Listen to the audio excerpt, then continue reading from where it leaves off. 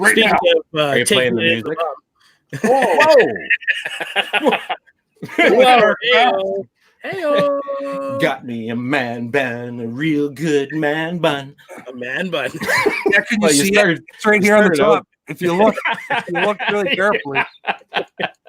You look like those old karate movies. You know, the guy with the bald head with just that little tuft of hair in the back. A little rat tail too coming out the So speaking of karate movies, I saw a really funny advertisement today on Facebook.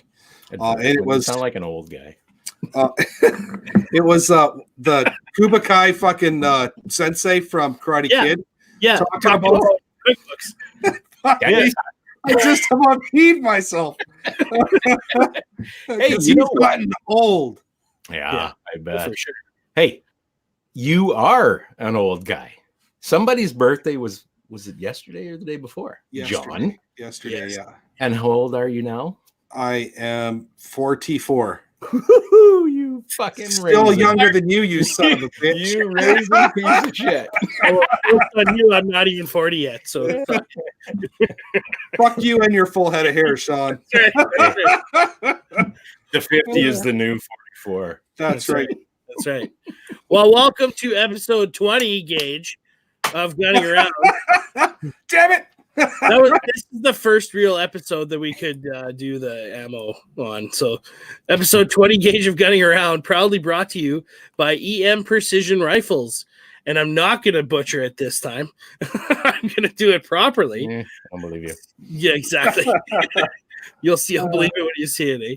Well, specializing in custom precision long range and extended long range rifles, offering all services in-house. Let's not go too far, guys. They don't offer all services.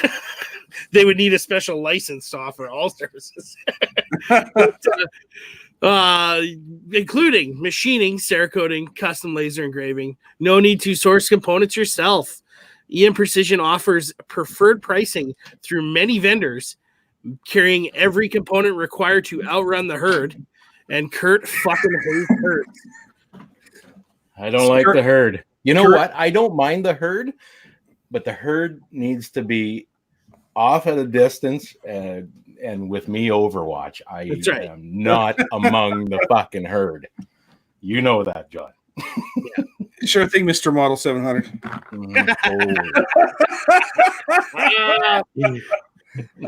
Necessity, man. Good time. Now, would you guys say the 700 is the Starbucks Frappuccino of the precision rifle world? The basic bitch rifle, if you will? It is the utilitarian McDonald's coffee or Tim Hortons. I mean, everybody fucking has one. Whether or not you need one, you still go and get one. Yep. Yeah, that's right. Everybody knows Tim Hortons. Everybody knows 700 Remingtons. But does it make you poop?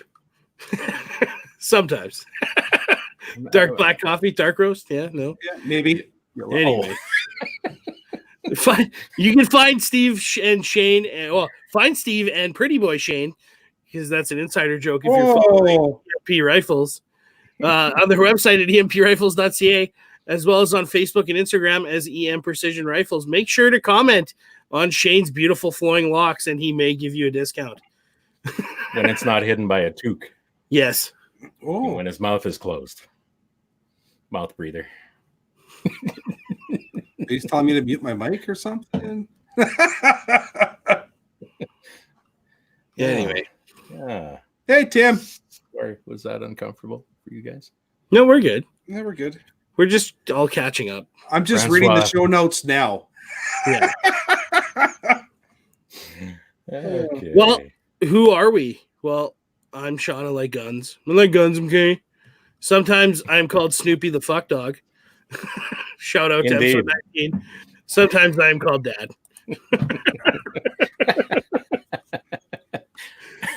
John, who are you?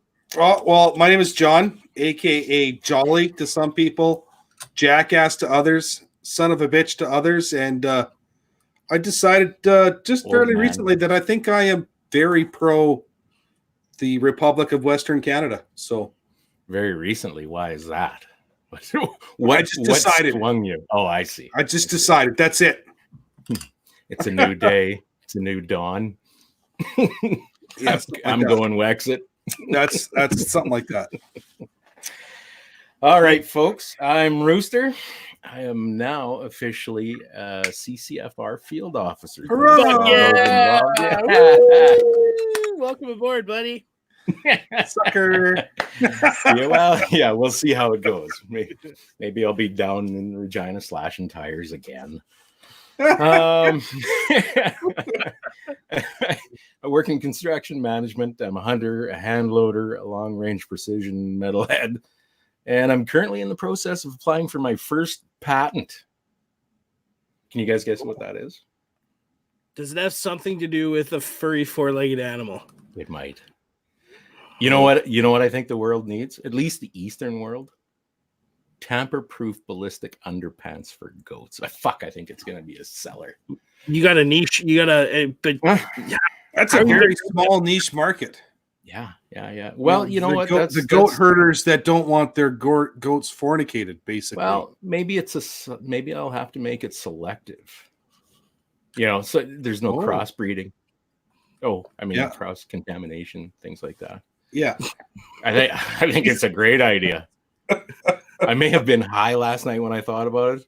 Oh wait, I can't be high. I've never done that. Oh Lord. Oh my goodness. Oh nice. God. Maybe I should go now. It's how do we segue from fucking goats? Yeah. Wow. Okay. Speaking of fornicating with goats, I never said anything of the sort. We'd love to hear your feedback about the show. Please visit us at www.facebook.com/gunningaround. Leave a review. You can also email the show at gunningaround308@gmail.com or at info@gunningaround.com. Without your feedback, how can we improve? We have an awesome new website, gunningaround.com. Yeah. Whew. Yes, we do. We do have some feedback this week. We do. Okay, John, you might as well read it, considering you're the only fucking one who gets emails on this goddamn show. That's because I'm the only literate cocksucker on the panel. Whoa. You know, you can build 1,000 bridges, but you suck one dick, eh? Yeah, exactly. I think we've all been there. So this guy didn't actually tell us his name. No. So I'm just going to call him S. Ben Cross. Seben Cross. We got to make something up for that. Yeah. Hey, guys, I enjoy the podcast regularly and like the fact there is something local coming out of Saskatchewan to listen to. I wanted to make a commentary contrary to your federal blue box test for rifle accuracy. It was mentioned on a couple of podcasts, but in particular on episode number 19. Both my first 308 rifle and my 223 bolt rifle would not shoot federal blue box under 2 inches at 100 when I first got the rifles. This was disappointing to me after making my first purchase and expecting precision. However, when switching to hand loads with the 308, I used Hornady 168s. The gun shoots 3/8 of an inch at 100 yards. And the 223, using 60 grain nozzlers and 75 grain Hornady hand loads, shoots them both into a 1/4 inch at 100 yards. God, I didn't immediately get rid of the rifle after it failed the factory ammo test. Just something to think about for listeners with a new rifle. I think it's worth trying some hand loads versus factory ammo on a new rifle, or at least try a few different kinds of factory ammo before running the gun off. Keep up the good work. More content on reloading and precision rifle would be good, but that is just my opinion. Thanks. So notice how he didn't say something quality coming out of Saskatchewan. He said just something local. Was that a shot at us? I can't tell. Oh, tune your hypersensitivity down. Yeah. It's time to wipe off your mangina and get back. Listen, you knew when we started this thing, quality had nothing to do with it at all. Yeah, it is the amateur hour. Well, I do want to rebut the email a little bit, and that I would consider 2 inches with factory ammo in a factory rifle to be adequate. Yeah.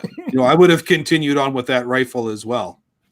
But that's just me. I'm kind of a glutton for punishment that way. It depends. It depends what kind of rifle too. Like, as long as it functions and gets on paper, right? Yeah. 2 inches ain't bad, but I don't know. At 100, yeah, Federal Blue Box. I don't know. Well, listen, just because something that a couple of us have witnessed fairly repeatedly ad nauseum has turned out well doesn't mean that it's going to work for That's everyone. right. Doesn't mean it's going to be the answer. Yeah. That's And just why- it could be that this fella's rifle is just a piece of shit anyways, and he should have thrown it away. yeah, 3 No, I'm kidding. You know what, John? You should be ashamed of yourself. You could have been the cause of this guy dumping this rifle and not being a happy guy. I Yeah. hope you're happy with yourself. Well, and when John I will sleep less soundly tonight. No, that's not true. you'll either. sleep like a baby. You'll love every second of it. That's right. Like when we say Federal Blue Box test, that's the generic factory test. It could be Remington UMC. It could be Hornady, whatever, factory loads. Like just whatever. As long as if you get a good deal on it, that's the test. Well, I would disagree with that statement. what's a good deal if it shoots like shit? Well, Like a good deal on a tire iron? if you're going through, like, Fucking jack handle? say you go buy a Nork AR, okay, Yeah. and you want to put that thing on paper at 100, you're going to go to probably Cabela's or fucking TNT or, Extreme Range Outfitters or wherever you're located in Saskatchewan, and you're going to buy the cheapest factory shit you can just to see if that'll function. And generally, that's Federal Blue Box, the Core Lock shit or whatever it's called. No, that's Remington. Never mind. What's the Federal name for it? It's not Federal Blue Box. Power Shock. That's it. Or Remington UMC or Core Locked or whatever, or whatever Walmart or Canadian Tire has on the shelf. A, to see if it functions and cycles correctly, and B, to see if you can even get it on paper, right? That's it. And that's, I think that's being a little nitpicky, but oh well, is what it is. So Francois Precision Hunter loads when they're on sale is what I use. Exactly. Mhm. Or Winchester White Box or whatever, right? It just so I have a friend that has an early model Tikka 223 Varmint. So it's got what the heck is it? A 12 twist, I think.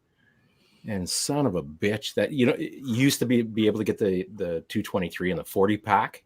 Yeah. 45 grainers they were. Yep. Son of a bitch, that thing shot those like crazy. It was insane. There was a go ahead. Well, I went to sight in a buddy's rifle by Valjean by Chaplin one day. It was a Ruger, the thumbhole model stainless target rifle, and that thing would not shoot those cocksuckers at all. Yeah, so well, that's some will, some won't. That's just, just like women. Some will, some won't. Ain't that the truth? Well, if you want to check out the podcast, facebook.com, Gunning Around. We do post cool gun porn and more so memes. We don't really share news stories. Sometimes we do, but generally spicy memes and relevant shit like that. So go check us out on there. We're also available on the Apple Podcast app, the Stitchers, the YouTubes, the Spotifys, the Google Plays, the whatever, wherever you get your stuff and stuff. So you betcha. We also like to partake in the consumption of adult beverages during the recording of a show. We're not really recording. Well, I guess we are recording too. Sure we are. During a show. Yes. What are we drinking, Sean? What are you drinking? I've got some fancy single-use plastic Evian water that I had left over from a work trip. Not a paper no box thingy. No, this is single-use plastic, and it will end up in the Pacific Ocean. Wrapped around a dolphin's dick. Yeah, exactly. Yeah, or tortoise's fucking tits or something. But but I still got some of this left over. John was actually razzing me a little bit. Mike's Kitchen Distillery double distilled Jamaican black rum. Oh, so my goal is to kill this before the end of the podcast, because tomorrow I've got a meeting with my boss to go over my year in review. So I expect to be fully hungover for that. That's probably a good plan. Sounds great. Yeah, exactly. So you were looking for a job when you found this one, right? Yeah. Wait, you guys are getting paid for this?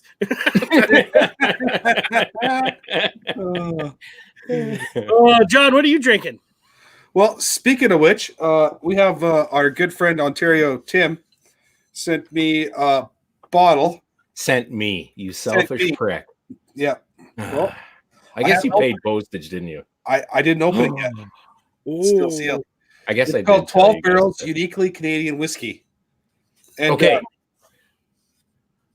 As much as I hate this, unboxing. Well, that's what I was thinking. That's what we had to do. Flip that off and take a drink. Let's have it. Let's have it. First things. But wait, there's more. If in the next 3 hours. So Tim also sent us these awesome little things. Right. Forgot about that. I believe these are chamber flags. They say M14 Medic plus gunning around on them. And it looks like that is a standard size action type chamber flag. That's awesome. And that is sweet as shit, man. Yeah. But wait, there's more. Another chamber flag. This one looks like suitable for a 22 long rifle, and it says also M40 Medic Plus gunning around. I think these are 3D printed, and I think these are freaking awesome. But wait, there's more. What are in the these little doomathinkies. I think these are probably called. I think match savers. Is that what you called them, Sean? I would think so, but it looks like they got belt loops on them, right? Yeah, but they're fairly small belt loops, so like a lady belt. Because generally, shotgun match savers go right in front of the ejection port, right? Well, I was thinking about that, and I was thinking this would actually slip over the edge of your handguard, just right in front of the action on your shotgun. Yeah. Right? Tim, you're watching. Are you watching? Yeah, awesome. He was on. Yeah, he's here. What is that thing, Tim? Let us know. Listen, I think I have it. What's that? I think that's a modified docking station. Oh God. We're not even that drunk yet, and you're talking about docking? I don't even know what that means. Anyways, I'm assuming they look like they're 12 gauge sized, and they're a split ring on the top. Not sure you can see that. And they're they look like they have a belt clip on them, but it's not for a very wide belt, probably about 1 1/8 inch by the look of that belt loop there. So I'm not sure if that's a belt thing or what, but it. Are you sure that's not a Chinese finger trap? Well, I got my fingers out really easy. So they're blue and black. So cool. Very nice. That's from Ontario Tim. So now to the important part. Wait. Yeah, there it is. They fit 2 molly on a vest or backpack strap. Oh, that's awesome. Oh, cool, man. Fabulous. Sweet. Okay, that's awesome. I got to read this from Jens. Jens quotes John 3:16. I challenged the liquor. I taunted the liquor. I took control of the liquor, and I made the liquor my bitch. And the liquor retreated. I outdrank the liquor. Fucking German. I'm sure that sounds way better in German. Yeah, God, I love that, man. Yeah, we'll have to have him on to recite exactly that. So here's a little tab. I'm going to pull the little tab. I'm going to uncork it. It looks like it's an actual cork. Ooh, nice. And I debated about holding onto this until we're all together. Man, but then I decided, fuck you guys. Yeah, because I still haven't got my liquor from Second Mike yet. So save me a short. Second Mike, the other Mike. Yeah. I was supposed to get that to you today, wasn't I? You were supposed to get it to me weeks ago, but anyway, so you'll get it. Cool. First impressions. Oh, let it breathe. Sounds good. It's actually kind of okay. So let's empty glass. No ice or water. I want to get the full bodied aroma. Neat, if you will. And actually, it's almost got like a hint of a fruity smell to it, maybe. I don't know. If anybody knows fruity, John. Yeah. It's you, my friend. Fuck, that's pretty good.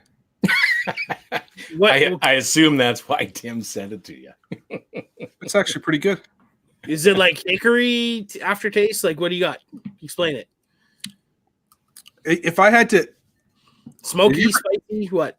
it's not smoky, it's not spicy. There's almost like a hint of, I want to say maple, but Ooh. not a very strong one. Like it's almost like it hits you. You got that first initial taste, and then you got the burn after. But it's just for a little, like a half a second in the middle there. I thought of a very light maple syrup flavor.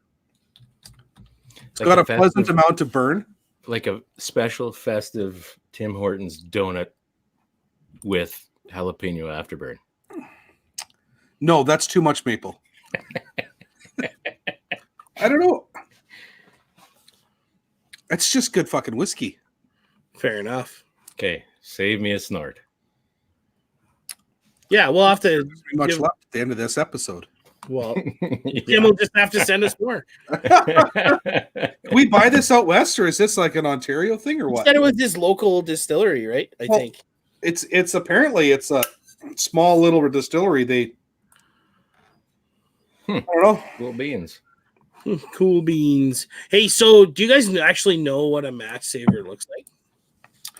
A what? Tell me more. Match saver. Yeah, I'm trying to get this to fucking work now. What did I save it at? It's just a 2-round holder on the side of your rifle when you. It's the same sort of concept, and I think Francois. Is it with shotgun too? Like I know with rifles, precision rifles, and that. Just that 2-round holder on the side where you run out in a mag, and you've got those 2 rounds just to finish that stage. Yeah, or one. Right Generally handed. for shotguns, it's one. So that's what it looks like there. Oh, okay. That's a 3D printed one too. Okay. And, you know, so, and it's right in front of the. You see how it's in front of the ejection port, so you can just grab it by the rim and drop it right in the action. Drop the action, and you're good to go. Right, similar to what you'd see on a precision one. So, I think Jens has one on the side of his. That's the only one I've seen in the wild. Oh, is that right? Yeah. Yeah, there's a few out there. They're pretty popular. Yeah, they're the go-to in 3-gun community because they literally Oh. sometimes save your match, you know. And then it was pretty cool when the second John Wick came out because he was training with the pedophile Taron Tactical or Taron Butler. Oh I yeah, think he's just misunderstood. no, she was underage in that It's video. verified. Yeah, it's verified, dude. Anyway, we're not talking about that. But so he trained with him again for the second video or for the second movie, and he actually took a kill with his match saver with his Benelli M4, which was pretty cool. When he's in the catacombs underneath the party or whatever, yeah, it's pretty badass. And we all kind of everyone in the 3-gun community just kind of like, oh, that's awesome, good touch. So anyway, John, did you find a letter in the box? What's in the box? What's in the box? There was a letter. Fucking figured. My Timmy. No, I don't think I did. You know what? I think you need to go find that letter right meow. I can't. He Now. threw out the box. Oh no. Today was recycling day. Oh, that's funny. John, Oh, I'm Jim, disappointed in you. I'm a terrible human being. I am. he's like, ooh, whiskey, ooh, shotgun holders. No more whiskey for John. Yeah, yeah. The funny thing is, I came home at lunch. Yeah. It was my birthday, and I got the box from Tim, and I got a box from Ragnarok Tactical, and I was just like, "This is my birthday. I like whiskey." Ah! Tacos. Yeah. And I was just like, I didn't open the damn bottle. Come on. You see what Steve says there? The antidote for the poison. Oh my God. Oh, You're fucked. Oh, that is good shit. oh my goodness. Oh. All right, moving this along. I'm sorry, boring. Tim. Sorry for not reading your letter. I'm bad for that, though. You can't put a card on a birthday present for me either. It just doesn't work that way. Oh, Christ. All right, what's next? I'm just drinking Kraken and a little bit of water and Kool-Aid of life, man.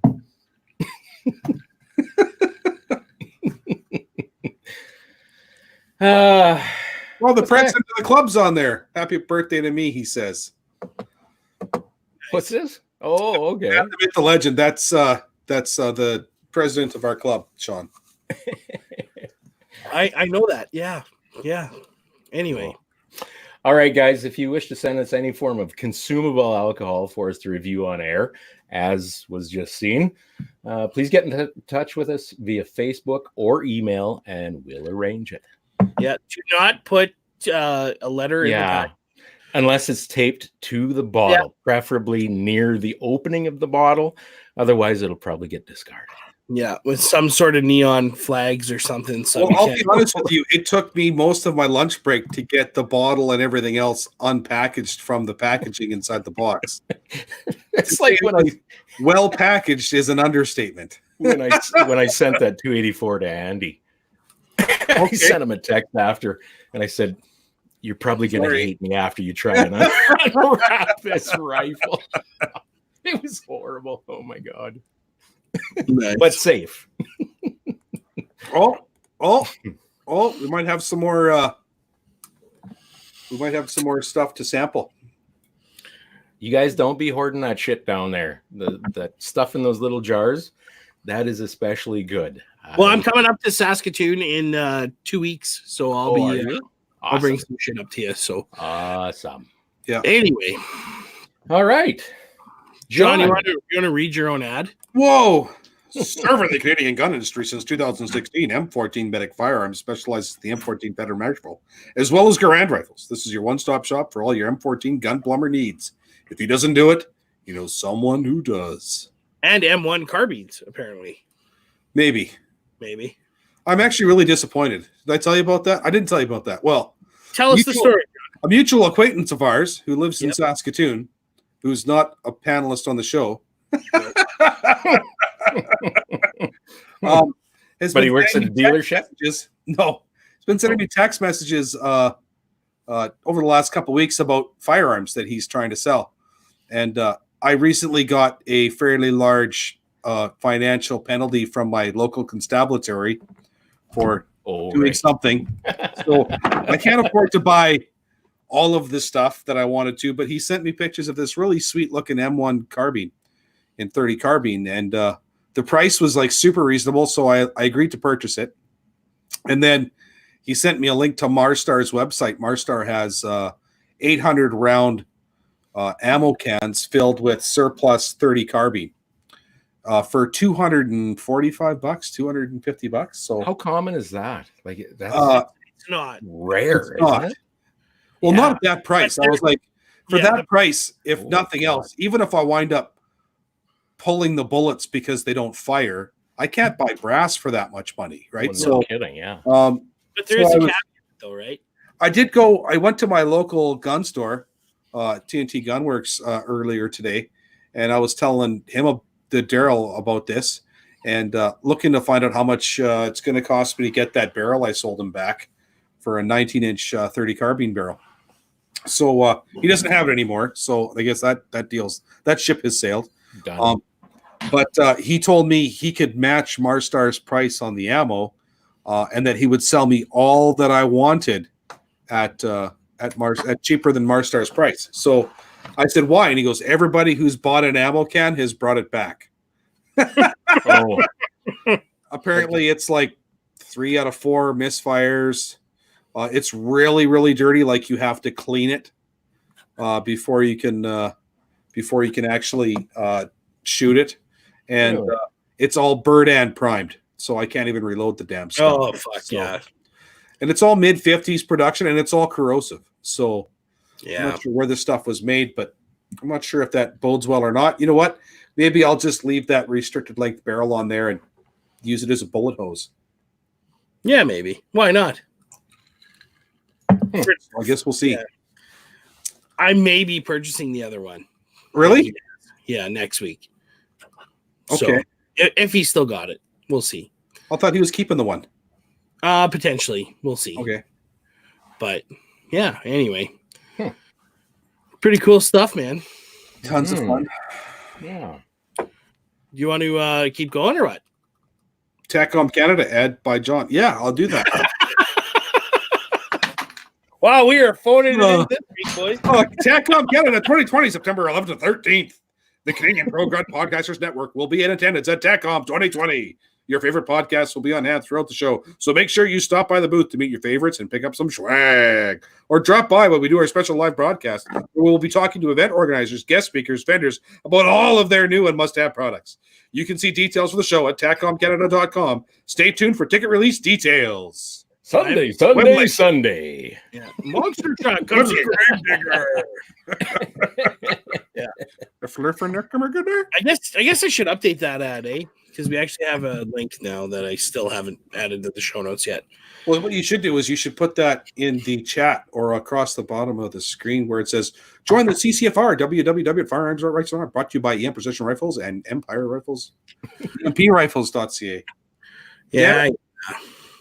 I went to the eye doctor on Monday, and I have a new prescription for glasses. I have a new prescription for reading glasses, and I have a new prescription for driving glasses because apparently I have 3 types of vision now. Oh, Jesus. Okay. But only 2 eyes. Yeah. How does that work? So, funny story. I ordered some safety left, glasses right, today, and combined. and they're bifocals. They got the little windows in the bottom with regular vision clear lens. You are old. Fuck, is that awesome? I am not going to shit you at all, but that is like the best $30 I've spent, like, hands down, far done. Oh man, you're clearly on the downhill slide. I think. Yeah, it's the end. It may be the beginning of the end, but it's still the end. All right, who are our podcasters at TACCOM? Oh, well, here, I'll take this. We got CPP, Canadian Patriot Podcast, the other CPP, Canadian Prepper Podcast. And I want to give a shout out to Andrew over at CPP for doing his deal at Ragnarok Tactical and hooking John up with some or some tacos, I guess, HSGI tacos. Taco burrito. What else we got? We got Slamfire Radio, SFR. I shouldn't give them too much props. I'm just kidding. Still butthurt, really? Why am I butthurt? No, I love those guys. They're awesome. Except that Trevor guy. That Trevor guy is a little tough to deal with. CCFR Radio, our Lord and Savior Rod Giltaka's podcast. Rodney. Yeah, the Rodney Gospel. Praise Rodney. Yeah. New Shooter Canada, I think, maybe. I'm Ron Burgundy. Did you have a trident? Yeah, you literally killed a guy. I think you should kind of lay low for a little bit there, Brick. Silver Core Podcast, Straight Shooter Podcast. I've never heard of the Straight Shooter Podcast. What are they? Straight Shooter? Yeah. I've never heard of them either. Yeah, somebody added that. I'll kick our intern in the ass. Yeah, whoever the fuck did our show notes needs to be I'm just kidding. Yeah, so check that out. We'll be there. We're gonna have a little after party at we're gonna stop at the liquor store and get a bunch of shit, and yeah, raise a ruckus. It'll be a good time. So check us out there. Maybe some of that local Ontario stuff. Exactly. Maybe we should just in John's lap right now. Maybe we should just EMT Tim and just get him to buy a case of that shit and have it for us, right? If it's that good, right? Drop it off at the hotel. But guaranteed we'll be sick of it by the time the first night. But yeah, check out all those podcasts, and we'll see you at TACCOM. So, Straight Shooter Podcast, episode 10, NMSU Men's Basketball Podcast. Oh, that's the Select Shooting Supplies Podcast. That's who it is. Oh, yeah, Dean. Sorry. Select Shooting Supplies. Never mind. They have to do something with the Google because it's pretty far down the list. Or maybe he needs to advertise and not be a cheap bat. I'm just kidding. Dean's awesome. Dean, do you guys remember last year the gun store who got the guy came at him with a knife, and that was Dean. That was Dean. That was the guy. That gashed his head all open. Yeah, Dean's a badass. He's awesome. So did he beat that guy up? Fuck him up. I cannot legally say. on on air. Can neither confirm nor deny. Neither, yeah, exactly. Anyway, we're already 34 minutes in, so we should get going. We're gonna continue with the conversation we had last week. So, Okay, I was not prepared for the conversation last week. I'm just gonna interject. Well, none of us are really prepared for this one either. Let's be honest. Yeah. No. Yeah, we had planned to do this on Saturday, and it's Thursday because my. But anyways, so this is the you guys couldn't organize a fucking blowjob in a whorehouse. You know that. This is the reason why I don't think optimal charge weight testing works at closer than 300 yards. You're still not doing optimal charge weight, huh? You're still not doing optimal charge weight. One round at each load ladder. It's a fucking ladder. No, a ladder is 3 rounds at each load level. No, it is not. Okay, well, let me finish. Well, what the fuck do you call an optimal charge weight then? Minimum 3 rounds, each at the own or your charge weights as they progress. Yeah. You shoot, let's pick arbitrary numbers. 36 grains, 36 and a half, 37, 37 and a half, say, right? You've got a target set up for each of those charge weights. And you do it in I don't know, what do you want to say, a round robin fashion. So you shoot the lowest charge at the one target. You go to the next target at your next higher charge. You shoot that one. What the hell is that? Looks like a fucking cartoon. He said it to both of us. After she does Kegel, because we were talking about tacos, right? Oh my god. Anyways, thanks, buddy. So awesome. Sorry. All 3 of the same charge weight end up on the same target. And then you take those 4 targets or however many different charge weights you have for that test range, and you compare group size, group shape, and vertical placement on those 3 targets. I call that a ladder test. It is not. It is optimal charge weight. Steve and Shane, fucking help me out here. A ladder is 1 shot per charge weight at distance, and of course it works best 300 yards and beyond for most calibers, but it shows you that progressive vertical climb, that ladder, as you go up in charge weights, and it'll show you first shot lands here, second shot lands here, maybe third shot lands a little closer to the second shot, maybe the 4th shot, and then the 5th shot should climb up out of that ladder. Okay. That shows you a note. That is a ladder. Okay, what you're describing. And from all of the literature I've read on reloading, and it's a lot. You and I are going to be 180 degrees different from what I'm thinking. So, all right, let's hear from some listeners, viewers. Okay, so what you just described is called a ladder test. And what I just described, the 3 rounds or each powder level at a target to see which one. That's a ladder. 1 round at each is called an optimal charge weight. And that's from the gospel according to what you're describing is a ladder test as described by the fucking Russians. The Russians have infiltrated all the reading material that you've read. Take a deep breath and shut the fuck up. So, as you can see, this is 1 round at each load level that I'm testing. And the reason why I don't think that this is conclusive at 300 yards is because that's a 1 MOA group at 300 yards. Yeah, that's a bit of a problem.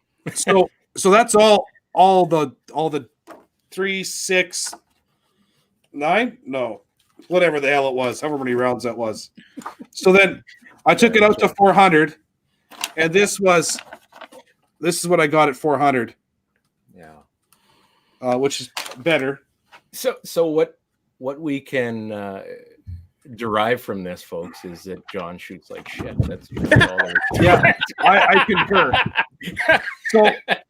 So what I did then was I was recording velocity at every shot was velocitized, and so based on my velocity notes, where you could I think it was Shane or Steve was talking about the fat, Exactly. fat part of the load. Yes, So sir. it's based on the nodes.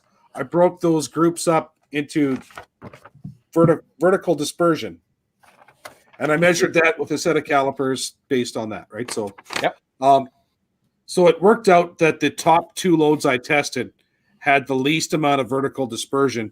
The problem was 2 rounds do not a group make. So what I then learned from that was that I could go a little higher on the load scale because I wasn't showing any pressure yet. Now, this is the problem with an Ackley chamber. When you start to show pressure, you've gone too far. You need to back the fuck off, right? Precisely. So you you're still have to find that ceiling, though, right? You still have to find that that theoretical ceiling. I agree. So what I've done here is I've made up another. This time I'm going with 5 rounds on a ladder. So, so my top 2 loads were 26.2 and 26.4, and so I made up 30 rounds at 26.3, and that's going to get me on paper. Shoot a couple groups with that to see what it does. What powder is that, John? That is Varget, actually. So, shut up. So what was that load that I showed you? So anyways, what I've done is I got four loads and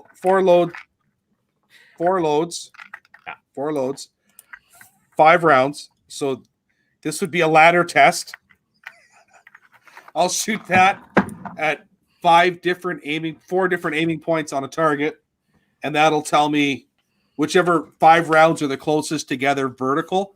I would imagine the width is going to be about the same, all things considered. I have faith that it's going to be okay.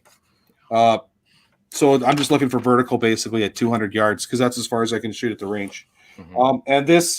And people have asked me how I'm measuring velocity, and I've got 2 ways that I measure velocity. One is with a standard Crony, an optical Crony that a lot of guys use, and the other way is with a magnetospeed bayonet. I got sick and tired of trying to jury rig a magnetospeed onto my rifle. So I got this idea to take a dial indicator holder apart to steal the shaft and stuff and some 1/4-inch aluminum rod, drilled a couple holes in it and then screwed it into the base so that it'll hold the bayonet. Now, the beautiful part about this is, hey, you know what, John? If that's a Michitoyo base, yeah, I know where the fucking thing came from, and you'd better not wreck it. No. I went and bought a funny story. I was debating about taking apart a Michitoyo base that I may or may not have gotten from a certain rooster. Right. And I went to Princess Auto, and they happened to have Power Fist brand digital dial indicator. And so it came with an indicator and the magnetic base for $19.95. So I was like, I took off the base, I threw that away. I took the dial indicator, realized it wasn't very good either, threw it away, and kept the $20 piece in the middle. So the beautiful part about this is I can actually, I'm not sure if you can see this or not in the video, but I'm going to try it. But I can actually adjust. I can adjust it for cant one way or the other just by adjusting that base. And then because I've got the 2 points of adjustment here and here, I can spin it 360 degrees almost around the barrel.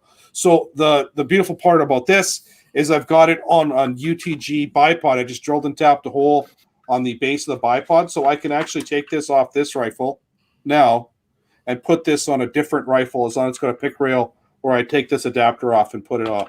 That's on pretty slick, boy. So the idea being now I don't have to have a chassis. Like if I have a rifle and a chassis, this will work great because this is already plumb and true and straight here. So I won't even need this other adjustment to angle.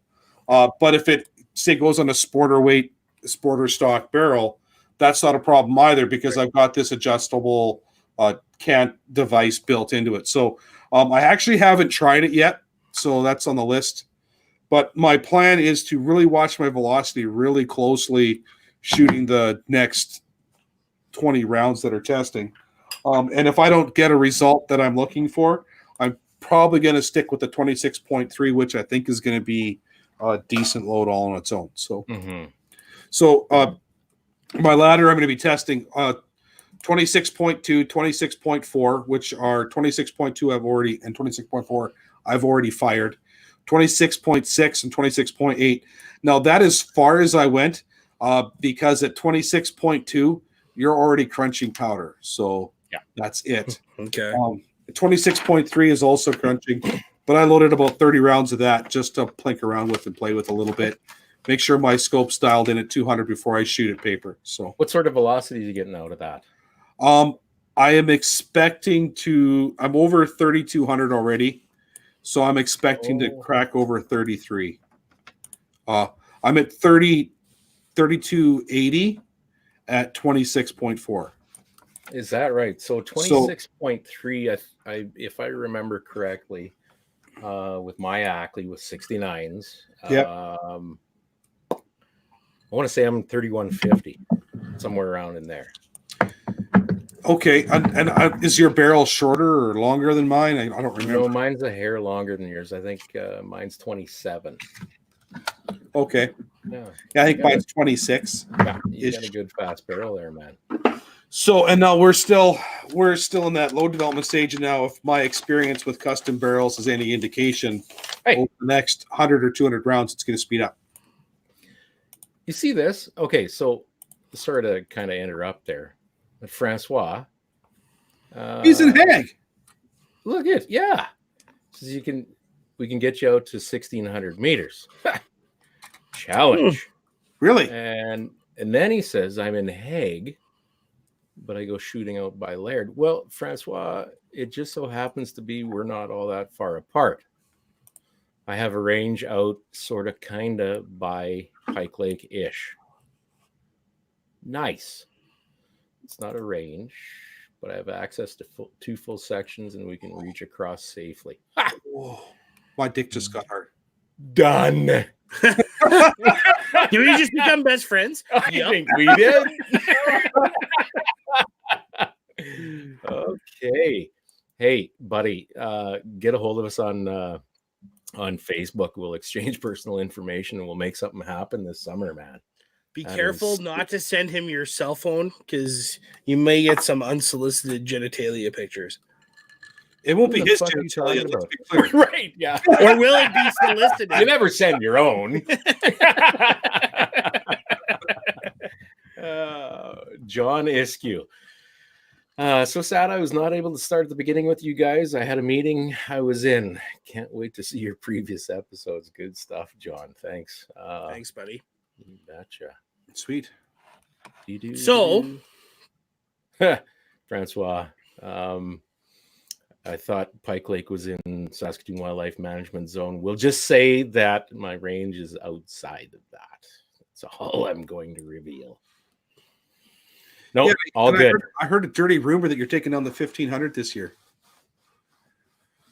Where the hell would you get that? You told me, I thought, that you were taking down the 1,500-yard target this year. No, my rotten little sister, if she has her way, is taking down the whole fucking thing. But yeah. You know, if you know some people who know some people who know some people who do some unsavory things, we may be able to solve this. You like how unsavory you're talking about, because like I'll pick my nose in traffic. Well, that's exactly what I'm talking about. Okay, perfect. Yeah. Or use your cell phone in traffic and get fined. Birthday boy. Let's be clear. It was not my cell phone. But anyways. Right on. Or was I in traffic? But anyways, go on. So all right. So today, we're talking about stuff and stuff. Let's get into bullets. Calibers and bullets appropriate to the game hunted. Yeah. Now this is a whole different kettle and dish. And it's not about what we think is the best. No, we're not advocating for any particular bullet. We're not going to say that 50 grain nose or ballistic tips are the only option for 223. They're clearly not, you jackass. You know what? We've had CZ does shoot these like a motherfucker. We have had, oh my God, hours of conversation about this kind of stuff. I think John, you and I both agree that Hornady bullets have shot extremely well for Yep. at least Yeah. the both of us. Well, me too.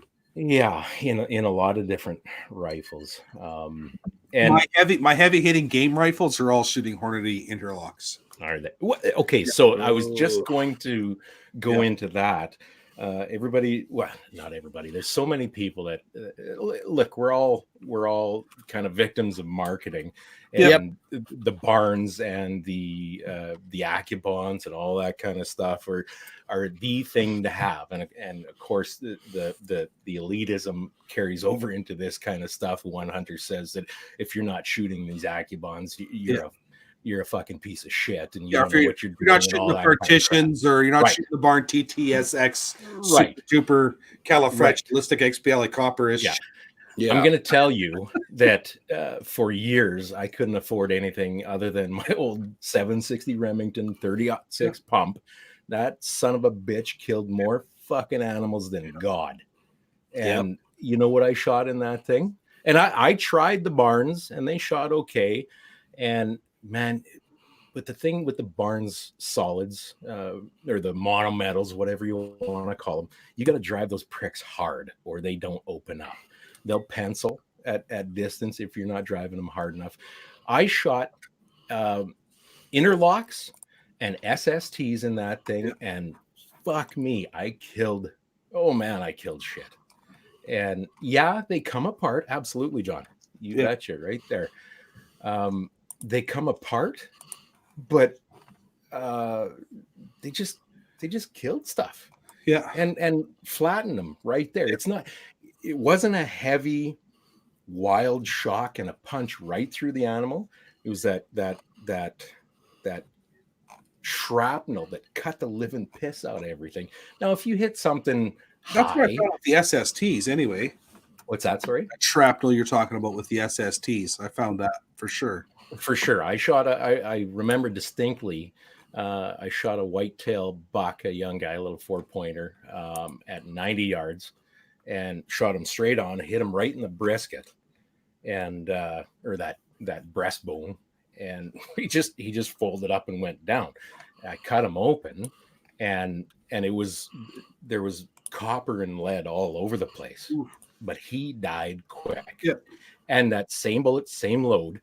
I stopped. There was a buck out in a field, and I ranged him at 274 yards, hit him. And if you can believe this, it sounds wild as shit, but it did actually happen. I cut the top of his heart off at that distance, and the bullet rested just on the inside of the hide on the other side, and it weighed like, I can't remember what the hell it was. It was 74% of original weight. Like, how the hell can you argue with stuff like that? Well, no. Now, the last time I recovered bullets out of a game animal, it was a moose, and I was shooting the 190 grain BTS piece out of my 300 mag, and 3 rounds were fired. 3 rounds hit the moose, and 3 rounds are recovered in the hide on the far side. And they started out at 190s, and I finished, I think the 158 was the lightest one, and 162 was the heaviest one. Okay. As recovered. So those were the Hornady Botel BTSPs. Oh, okay. 5 points of standard cup and core. Sure. If you're under 3,000 feet per second, as far as I'm concerned, they can't be beat. Yeah. That's not to say I don't shoot other bullets, but it's my go-to. Like, here's my 375 H&H. This the 300 grain bullet. Like, and it's Hornady cup and core with a canalure lead exposed tip. Right. I've never actually shot an animal with this, but sure, I'd like to go to Africa and try it. But but yeah, like if you've never shot an animal with that, wouldn't you want to start a little closer to home to get some kind of baseline? No. Fair enough. Looks like the man, the myth, that says ballistic tips, and you know what? That's what I shoot out of my 7mm, 140 grain ballistic tips. You know what we used to in my little circle used to say about the ballistic tips? What's that? Nosler ballistic tips. They'll eat more meat than you will.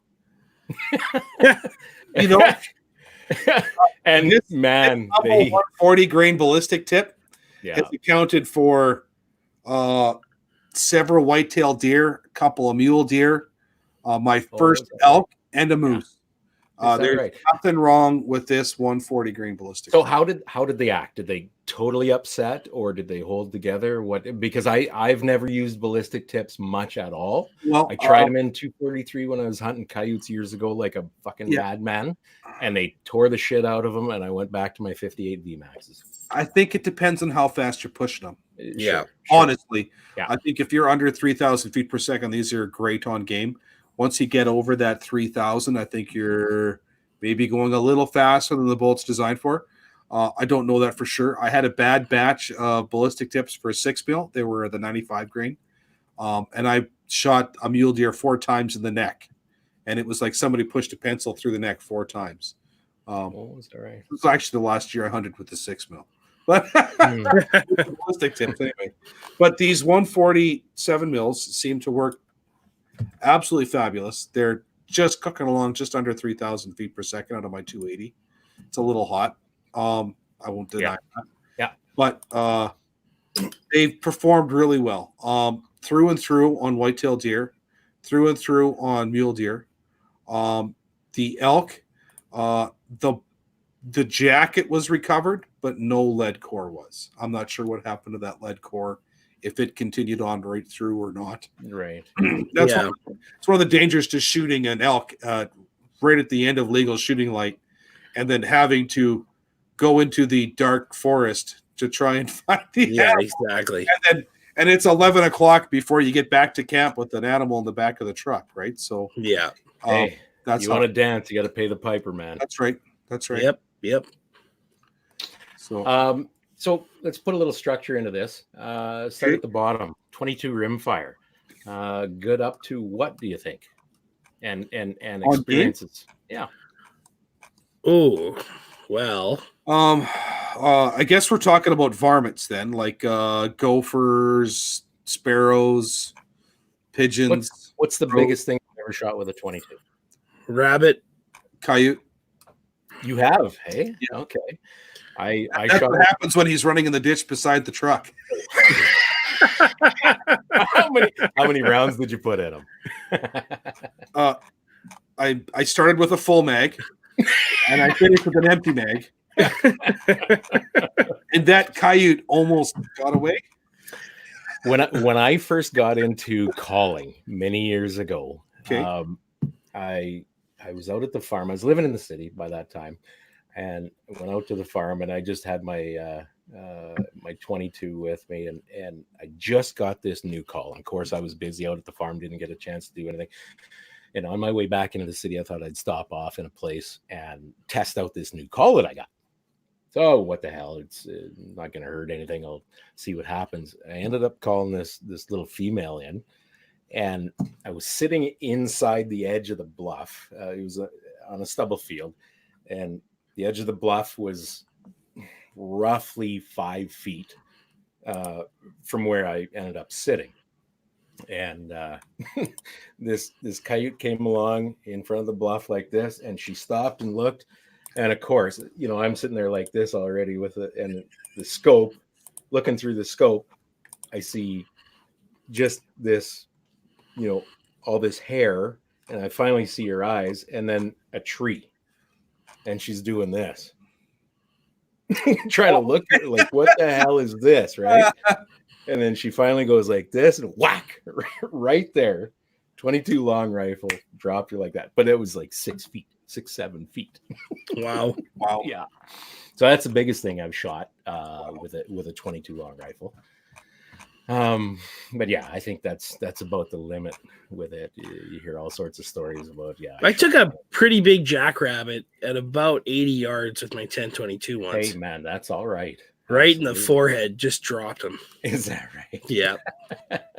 I remember talking to one old native fella up. Well, my wife and I lived up in Turner Lake, Saskatchewan, for a year.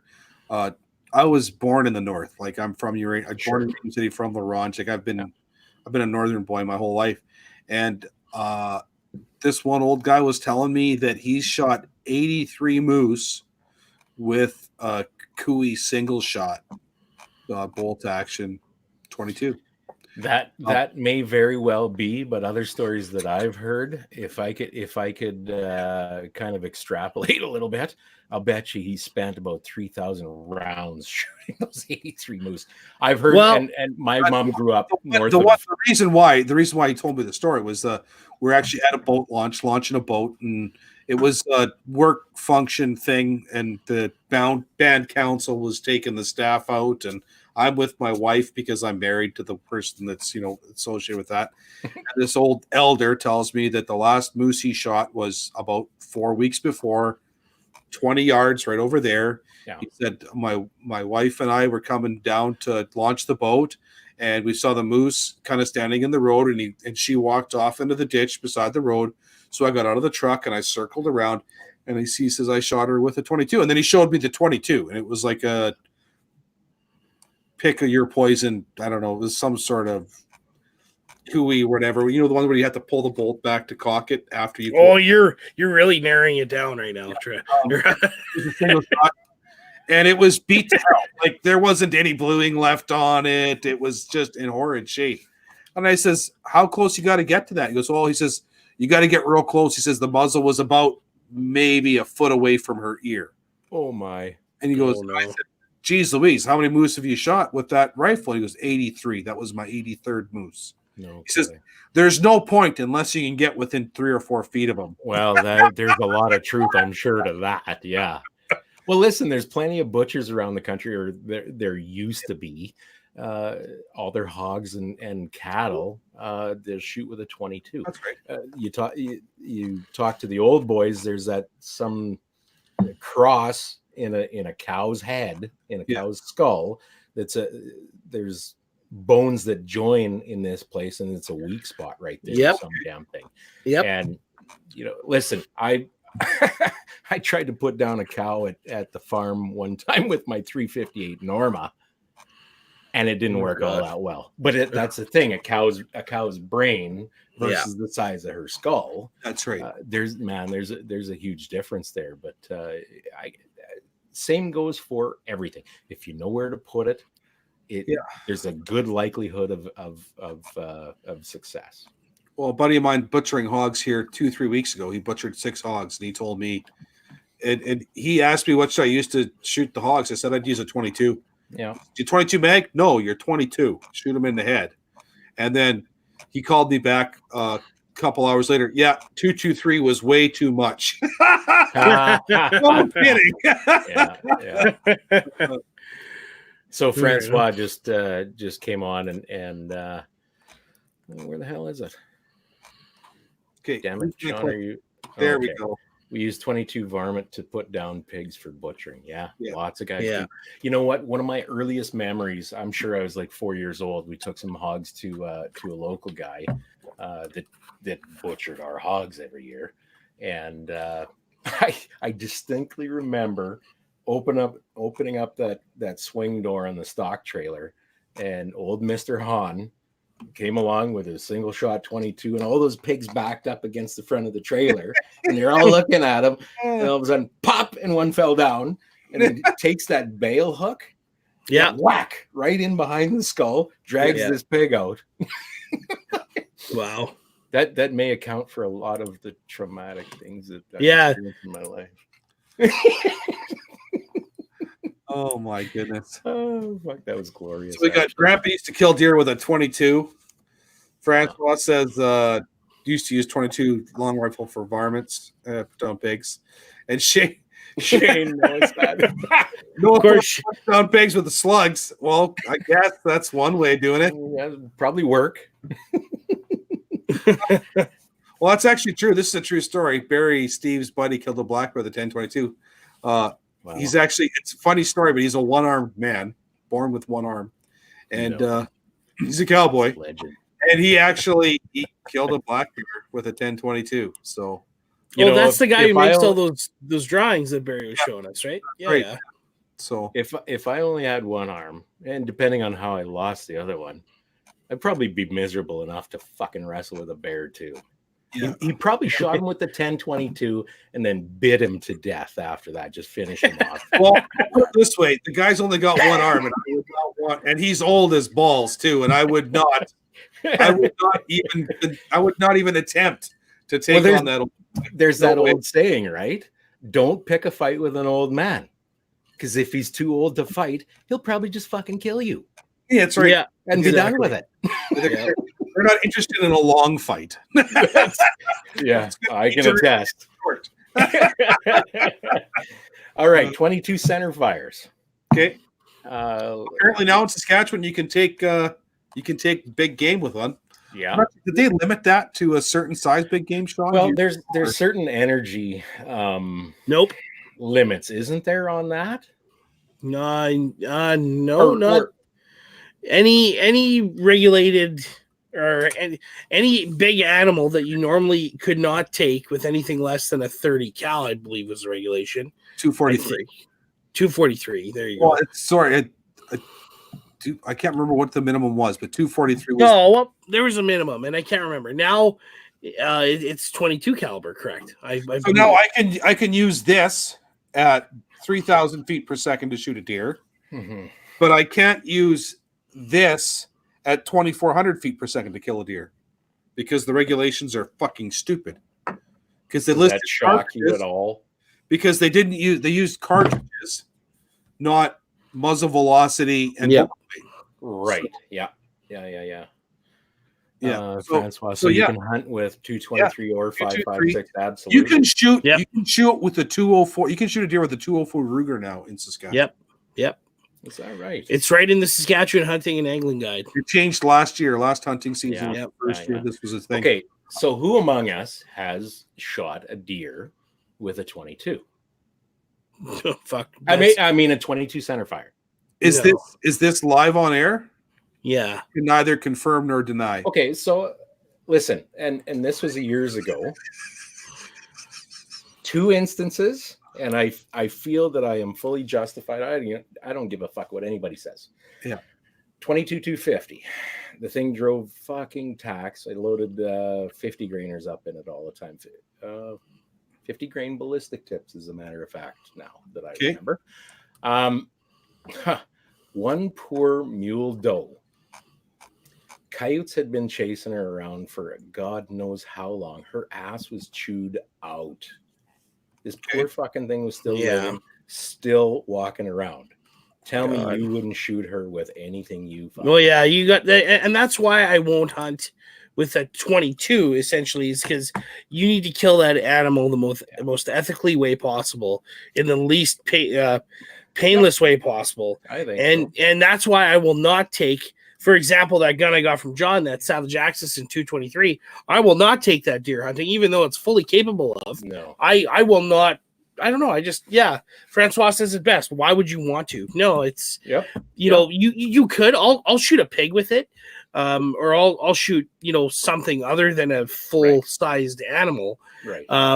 But yeah, if I'm going to use something small, it's going to be something small that goes really fast, like my 270. Mhm. That thing is cooking, and I don't know. It's just the ethical part of me is I debate that regulation, but in some places like Ontario, or if you're up in the provincial forest or whatever, you're taking shots at 20 yards or less.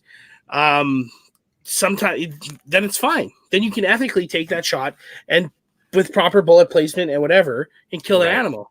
Right. But here in the Saskatchewan Plains, I'm not taking a 400-yard shot or 200-yard shot even, because you're lobbing that thing in, and I just don't. Yeah, I don't trust it. So There was, Parker Ackley used to Parker Ackley Yep. used to love shooting feral donkeys in the California mountains with a 17 cal. I believe they were 20 or 22 caliber or grain bullets 25 grain. Yeah. at 4,400 feet per second. And he said in his memoirs or his book or whatever else, he's shot well over 450 of these feral mules or asses or donkeys. We have feral mules here, or and he donkeys had- here, right? And he said he had less than 5 that needed a second shot to die. So was he like your old Indian buddy that No, he got within 2 to 3 feet of him? that a smaller projectile going faster would kill Yeah. just as well as a great big son of a gun like this guy Yep. going slow. Well, listen, And kinetic energy is mass times velocity squared, right? Yep. velocity So squared. right. Velocity squared. So, and I think that's where the rules kind of changed from. And I don't know of anybody that is currently what I would call an ethical big game hunter who would take a 204 Ruger out deer hunting.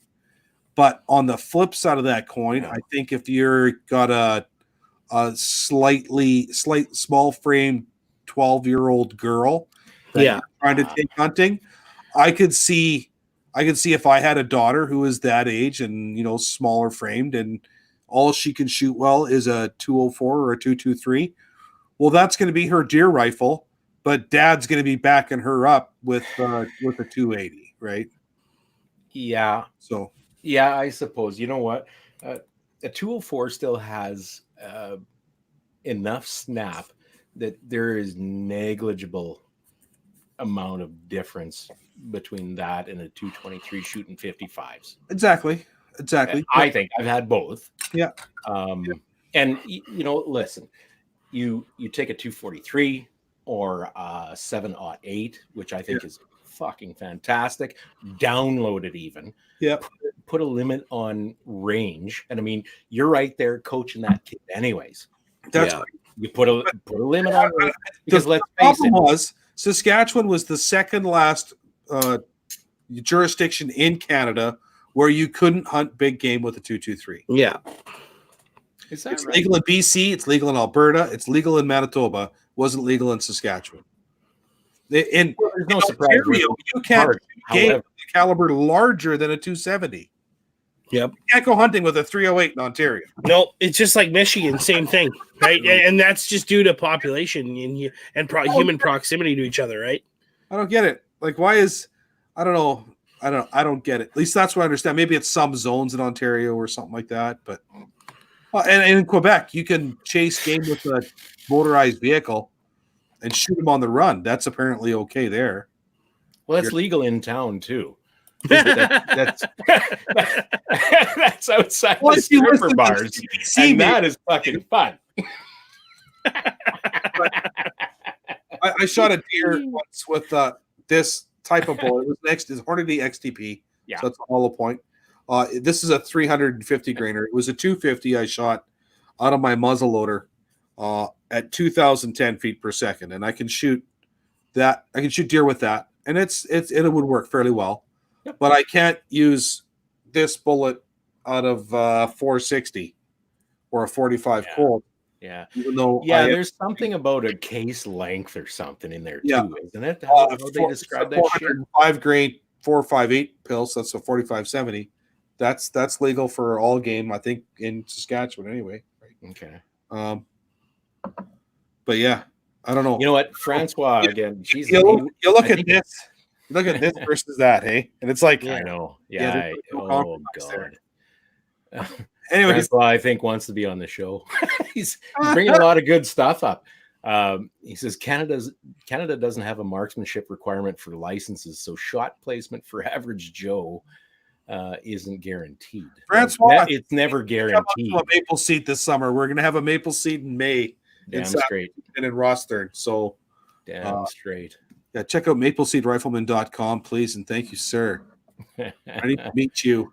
Wouldn't that be something though if we had a qualification for hunters? I mean, we do have the qualification in terms of training how to handle a firearm and the do's and don'ts, but actual marksmanship qualification for hunters. Okay, now you're ready to go out and adequately take game responsibly. That's not a dumb idea as far as I'm concerned. I'll be honest with you. One of my more what's the word I'm looking for? Radical ideas I have is that basic firearms handling, being able to tell what's a revolver, what's a pistol, what's a bolt action, what's a pump action, should be part of the grade 9, at least grade 9 phys ed curriculum. Yep. And the elementary school I went to in La Ronge had a fucking rifle range in the crawl space. So Okay, so How Jen, sorry, I gotta exist in church basements. yeah. Yeah. Well, Fuck, we exactly. need to bring that back on my island. That will exist. Man. When I win the lottery. Fucking A, boy. Jen brings up a valid point here. He says, not that I would use it, but that's what makes the AR-15 a great hunting rifle. Well, Jens, I don't know if you know this, but Yen. the AR-15, with a Y. sorry, Yeah. Jens, Kurt, you fuck off. I'm kidding. Yes, I can, but I won't. But the AR-15 was designed by Colt or Armalite, but marketed by Colt as the modern sporting rifle, Sure, as a hunting rifle in the 60s. So yes, it would be great. I would love to carry one through. In fact, I would love to go deer hunting or moose hunting with a 50 Beowulf. That would be phenomenal. Well, funny you should mention that, but prior to 1994, you could go hunting with an AR-15. Yep. A 6mm by 45. Oh, the humanity. Yeah. Oh, the huge manatees. Sorry. But like, prior to that, an AR-15 was okay. Like I remember shooting my first AR-15. I was at an Air Cadet event. We were going paintballing, and some guy came up from PA with an AR. This would have been like 88, 89. And we shot an AR-15. We all had a turn. Ooh. Yeah. Fuck yeah, man. Killed that jar, by the way. Good job. Good for you. Done. All right, should we move along? Up We the ladder? shall. Oh, what's As it next were? on the list? Just a second. Let me grab my show notes on my tablet. Well, what do you think is next up? This tablet after costs $224. $280. Anyways, go on. What's after 224? Your Your beloved 6mm, 6 John. mil. Yes, sir. Beloved. Beloved. You know what? That is an accurate statement. It is. You know what? I've been a I lifelong would, thought- 243 I lover. would marry this 6mm projectile if I could. Why don't you get a fucking room then, you show? Listen, I've been a lifelong 243 lover. You know what? Jens has just finished a second 6x47, I think, which is the ideal case for a 6mm bullet. Oh, sorry. Oh yeah, and then there's John's 243 Ackley improved, Come which on, we you know all what? know There is no doubt there has that- been no substantial design improvement since Parker Ackley died. So we all know it.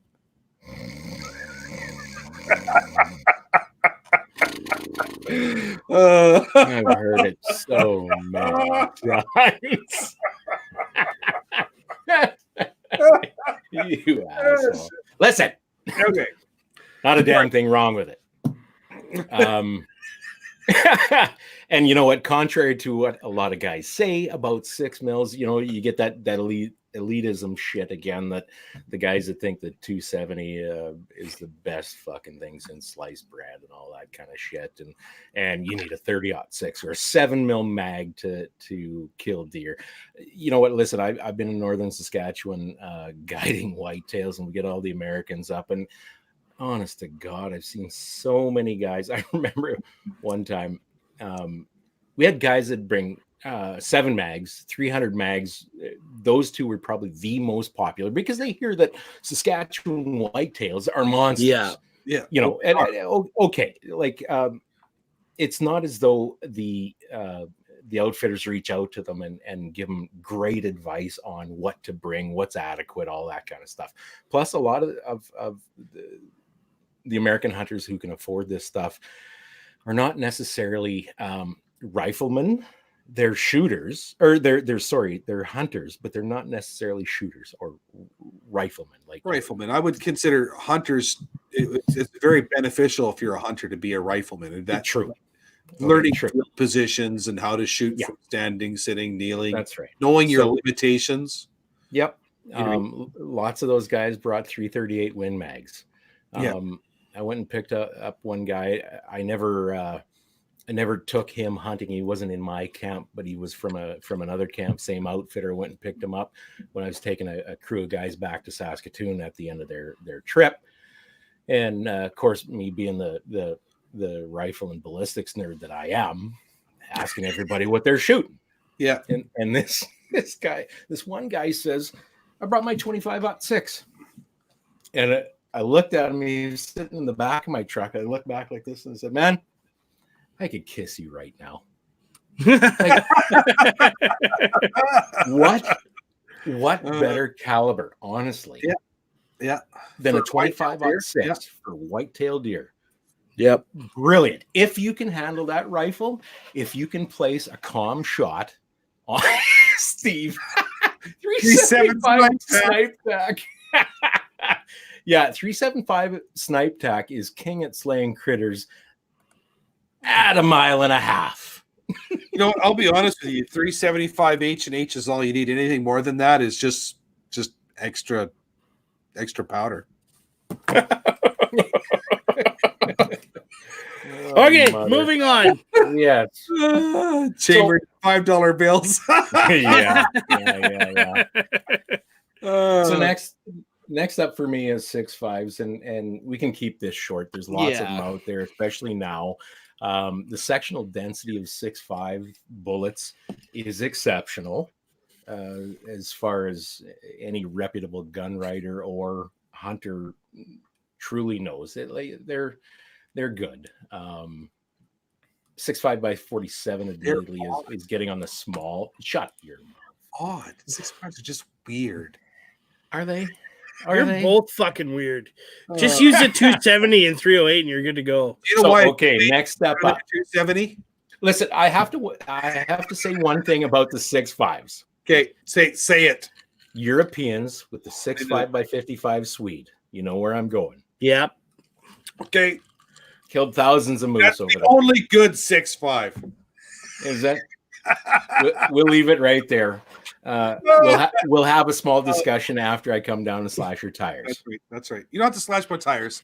Just hit me over the head with that 6.5, whatever the fuck it is. The thing about my 6.5 is that once it's burnt out, I can use it as an assault weapon. Spin the barrel off and whack with it. Then it's an assault weapon. Pussy round 375 H&H. So Steve goes 375 snapback king of slaying critters, and Jens goes chambered in $5 bills, and Steve goes more like $12. Especially when you fuck the first batch up trying to form them. Yeah, exactly. Okay, next logical step is that kind of family of cases: the 270, the 280, the 30-06. They're all the same goddamn thing. All shoot similar bullet weights, similar speeds. 308, I'm sure, could be lumped in there somewhere too. I think all those calibers, are basically the same in terms. Realistically, out to 300 yards, I would say they're exactly the same. You wouldn't notice a lick of fucking difference. No, unless you start doing something silly and putting like a 230 grain in a 308 or something, right? So. Well, there's that, and then you get the guys that talk about those 300 blackouts, and I talked to one guy one time, and he's a fairly reputable smith, and he's into these subsonic goddamn things, and shooting a 300 blackout with a 200 or 220 grain bullet, subsonic, and I guess the nerds that are into this kind of stuff that he says that actually denim can stop a lot of bullets.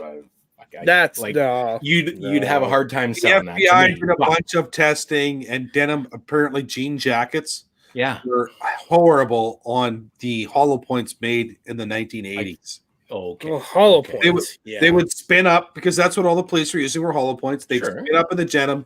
The denim was strong enough that it would actually bind up, and you would injure the person, but you weren't getting. You wouldn't get any terminal channel. Yeah, that's right. They were looking for terminal. Right. Terminal ballistics. So, anyways, this guy's claim was that a heavy, low-speed bullet has a great deal of punching power. Well, yeah, And you think about it, if it's low speed, it doesn't have enough velocity for that bullet to come apart.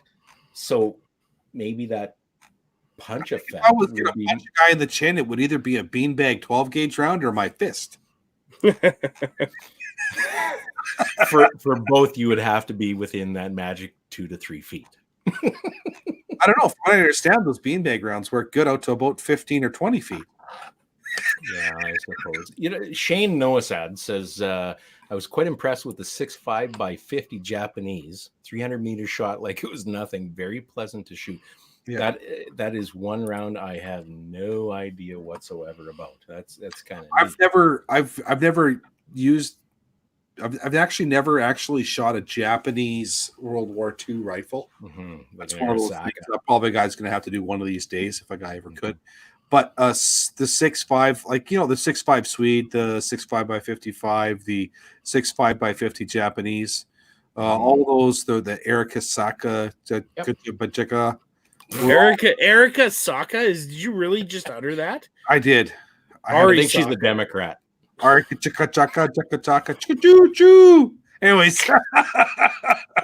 wow. There's a lot of 6.5s from that era, like a lot. And I'll be honest with you, they're all solid performers. Now, they believed in heavy for caliber bullets with a round nose to punch big nasty holes. They didn't. Weren't they 170s or 180s? They had a negative G1 style of bullets, not as opposed to a G1 or a G7. It was a negative G1, I think. It could be. It's kind of a cylinder. Let's shoot cylinders this week. Anyways, I don't know, but it would be kind of. I'm not at all surprised to hear that it was a very, very pleasant to shoot. Mm-hmm. So. That's cool. Carrying on. What I have listed here is 7 mag, 7 ultras, 7 Nosler. What are they calling that? 28 Nosler. The 7 STW. Amish Western. Yes, sir. For shooting across them bean fields. Yes. And then honestly, I lumped the 300 mag, the 300 Weatherby, the 300 PRC, all those into that same kind of the category. If it's got a belt on it, it's in that category. Is that what you're saying? Not necessarily. Not that at all. Too. Listen, you can get shoot the 7 short mag, the 300 short mag in that category as well. As far as I'm concerned, you're getting up into that velocity range, that higher velocity range with higher, heavier bullets, and with both the 7 and 30 cals, you have a very broad range of bullets. Yeah. And they're all in this category, at least as I have defined here. They're very powerful rounds. And I mean, you should be able to take anything in North America with any one of those without any problem whatsoever, unless you're complete shit rifle. Yeah. So, hey, Jeff. Sorry. Steve says 160 grain was very common, and I know that's the fact with the 6.5 by 55. They had those big, long 160 grain round nose. They stuck out for like 3 years out of the case. They were just absolutely crazy. I have a box of them right here. Yeah, I believe it. Just bought them for fire forming. This long. Ooh, that looks cool. Big domed head on them. Like one thing I've noticed, like between like your 308 length case to your 30-06 length case to your 300 Magnum, just to use the 30 cal as a baseline, right? So your 308 to 306 to 300 short mag to 300 mag, each one has a step increment of about 100 to 150 feet per second. Yeah, roughly. Yeah, shooting the same size bullet. So I've always thought of the 308 as a 150 grain bullet. 30-06 is a 165. Yep. The 300 short like a 180, and the 300 is up to about a 200 in my mind. So, I will have to say I agree wholeheartedly with that. and that's one thing. I don't know if it's something weird about me or whatever it is. Like I consider the 308 to be a 150, 147, 168 max. I think that's where it performs optimally, right? For and at least for game within 400 to 500 meters. Yeah. Well, you pick any cartridge, and I've got a preconceived notion of how heavy those bullets should be. Isn't that the truth, hey? Yes. Like, so I can't load 110s in my 308. That's fucking garbage. Yeah. Right. I can't put that in there. That's for a different gun. Anyways, that's just, I'm just gonna lay that out there. Just lob that out there like a 3-pointer that I'm not gonna hit. But anyways. So next up we have the 338s, Kurt, from what I understand. Pardon me? The next up we have the 338s. Well, the 338s. So I mean, aren't they nice and pretty?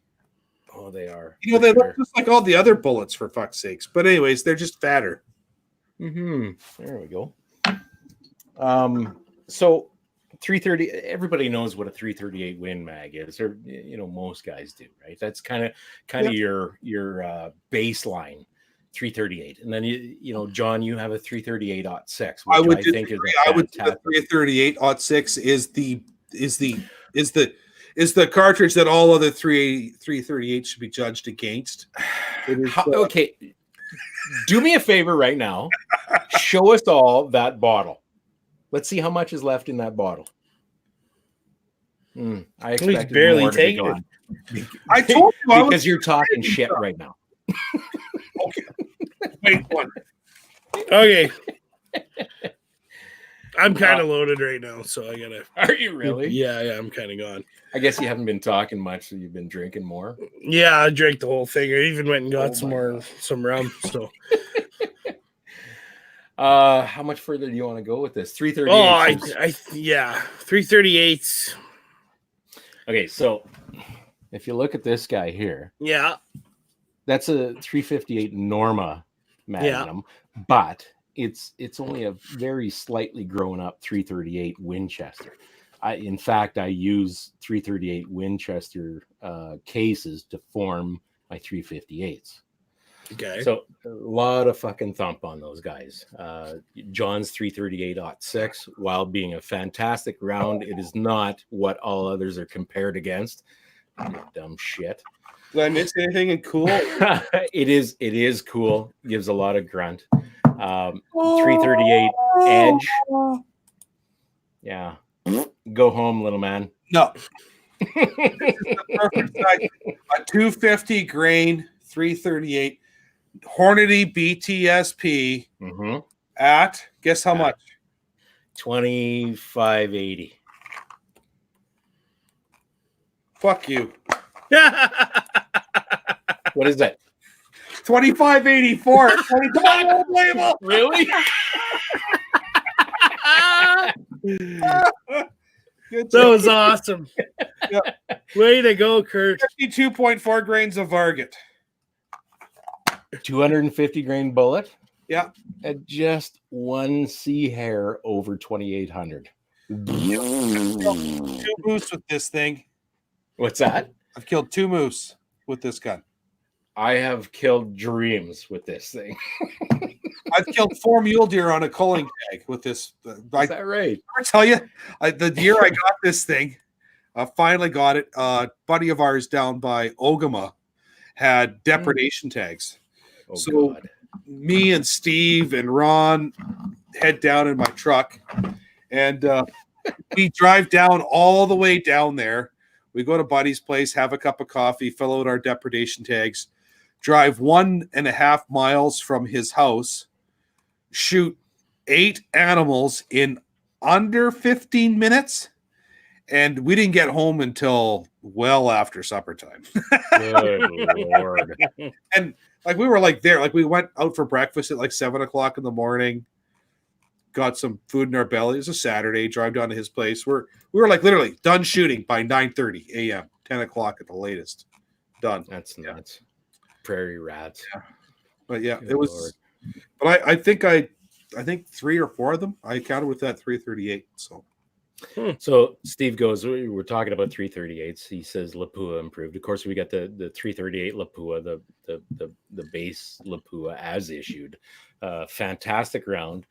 And yes, there's been some improved versions come out that are even better. Takes the body taper out, and of course, like the original 338 Lapua has a considerable amount of body taper, and I think that's one of the criteria for acceptance for the military. It's just simply because it helps with shit in the chamber and all that kind of stuff. If you have a large body taper, it helps with chambering and extraction.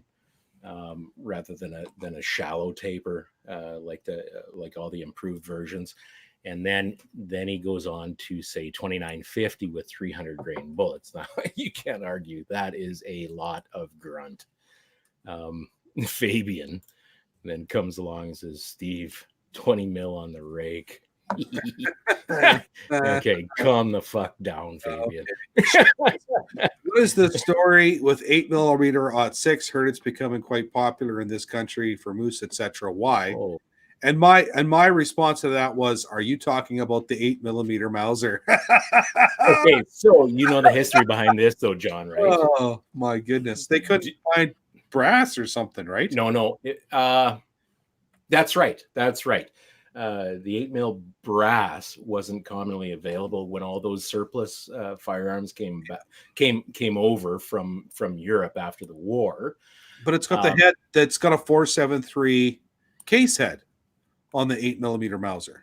It does, but because they couldn't find brass, what they did was all these smiths took and reamed that chamber deeper and created the 338 or 8mm 6. Yeah, it's only like 323. It's 3 mils longer. Oh, I see. Okay. The 6 case is 3 mils longer than an 8mm Mauser. Is that what it is? So it's not 64. So it's 61. An 8mm Mauser would be an 8x61. And an 8mm would be an 8x64. Is that right, or something like that? Like no, the 8 was an 8x50, 8x57. Sure, it was, because there was an 8x57J to start with, and that was an 319 bore diameter, and the 8x57JS was then a true 8mm at 323 thou bore diameter. Don't ask me how. Anyways, that's where the 325 comes from. That's what I understand. That's right. So, Shane, to answer your question, the 8mm 6 is not a new thing becoming quite popular. It's quite old, actually, very old. Yeah, and that's the reason all these Mausers came over, these K98s and all that kind of shit, that nobody could use because they couldn't find any brass. So a lot of smiths chambered, I think, with a 30-06 reamer, and then probably a neck reamer or something like that too, or something like that. Yeah. So that's how that happened. Cool story. Emblem, can you Good talk. Get bullets and brass for that? I don't know what they're talking about now. I don't either. Extraction mostly, brass 8x57. Yeah. I think they're talking about a 20 mil. I don't think we're going to be shooting with a 20 mil. Says you. You know what? Granted, I will. Bring it and they will come, right? All right. So we do have room to go up from here, whether or not we want to take the time. No, we've beat this to death. We're at an hour 40. What about? I think that covers. the 50s yet? What? The which? That's a 50? Oh yeah. 50 AMAX. A 750? 750 or a 678 or something like that. Yeah. I think that's a 750 grain with the aluminum tip. With aluminum tip. Yes, sir. Yep. Yep. Guaranteed, Steve. Guaranteed. Yep. You can anything and I'll want to shoot it. Shooting it well, however, is going to be the challenge. Yes. Who wouldn't? All right, boys. Well, let's wrap that up. I guess that's, that covers most of what any normal, sane person in this country would shoot. As far as hunting goes, we could get into the 375s. There's the H&H. That's the old standard that I've even known one guy to shoot at gophers. What does Oscar and Brad do out there with? They were talking about shooting 375s at gophers at 20 yards or some stupid thing. I'll be honest with you. That's excavating. That's not shooting gophers. Molds. Shout out to Boomer's Molds in Regina, Saskatchewan, and he makes BPCR molds for guys that shoot BPCR all over the world. He's world renowned as a fabulous mold maker. I took him my 375 H&H, and he slugged my bore, and he made me a mold that drops bullets that I do not have to size. I just glue them and go. And they weigh in at 270 grains, flat base lead bullets, just light ones. And they're great, fabulous. Thinkers. But that's what I would shoot at gophers because the lead is free because I mine it out of the range when I. Well, for anyone who doesn't know, the gophers in Saskatchewan, they're fucking beasts, man. Yeah. You need to have at least 3 or 4 extra mags on you. You got to make sure to have a clear escape route. Yeah, that's right. Ferocious animals. Yeah, you have to carry a backup gun just in case. That's right. Egress is important, man. That's where 3 gun bug out vehicle when you're hunting gophers out here. That's right. That's where 3 gun came from. So that's right. The coyotes are scared of them. That's right. That's why you never see them at the same time. Yeah. Isn't that the truth? Yeah. You got her, buddy. All right. Naming and shaming segment. Whoa. Do we have anything, boys? I got one. I got a human who doesn't suck of the week. I'm going to give a shout out to our buddy Steve from the club. Recently just lost his father. He is the best dude in the world. Would literally give you the shirt off his back. Just wanted to make sure Steve got his shout out because that guy is amazing. So hey, isn't that the way that usually happens? Good fucking people go too soon. You bet. Fucking dirtbag pieces of shit seem to hang around forever. Yep. Maybe it just seems like further because we wish they'd leave. I don't know. Maybe. Yeah, maybe. Those and ex-wives. But shout out. That's a good shout out to Steve. Yeah. We're all going to the Yorkton Gun Show on the weekend here, so that'll be a good trip. Yorkton area. If you say hi to us, we'll say hi back. that would probably be good of you. Yeah. You say hi, we'll be like, "Who's that weirdo? Why are they waving at us? What's going on?" We'll be like, "Oh, you know what? We are internet personalities now. We have to play this. We have to interact now." Jesus. Hello. And then I also had the Dingleberry of the week. I didn't have a specific Dingleberry, but just all protesters. They can go fuck off and die. At what point are they going to start allowing that to be like open big game season? Yeah, well, when they start bringing out the Valmets and start shooting cops again. Well, apparently the Okas do have AK-47s. I didn't realize this. Well, according to whom? Well, here's a funny story. I actually read this thing on the internet. So it has to be true. Hey, listen, Shane Noah says in the 80s when the Oka. Wait. Okay, go on. Shane. He goes, gophers in Saskatchewan eat their dead. It's messed up. You know what? Liberals in this fucking country do too. Thank Christ. What are you talking about? Anyways, carry on. So remember the Oka crisis way back in the 80s? Sean doesn't, but Kurt. Yes, I do. Okay. Yeah. So, it wasn't in the 80s. It was 1990. Whatever. Anyways, it was right before the long gun registry was enacted in 94, 95 ish. 93, 94. Okay, so apparently the RCMP seized 1,200 fully automatic AK-47s from that reserve at that time. And were they actual AKs though? Oh yeah, full auto Russian built AK-47. Were they Russians or Narinkos? From what I understand, they were Narinkos. Russians. Maybe they were Narinkos. I don't know, but somebody told me they're Russians. Now, potato. The Okas, who have been in the smuggling industry since like forever. No, don't. Okay, Oka is the town. They're not the Okas. They're the Mohawks. They're the Mohawks. Did I say Mohawks or did I say Okas? You said Okas. Well, whatever. If you don't think those fine, upstanding members of their community haven't been involved in smuggling operations since time immemorial. If they're smuggling cigarettes all the time, they're smuggling alcohol. I'm sure they're smuggling other things because that's kind of how smuggling works. Yep. If you think they haven't reached the stockpile, then you're mistaken. I saw a picture of two protesters, and I'm a fairly well-educated gun dude. Like, I look at a picture of a gun, and I can generally tell you make, model, maybe not serial number, but ish, right? Yep. Those two guys were holding AKs. They were not CZ858s or VZ58s.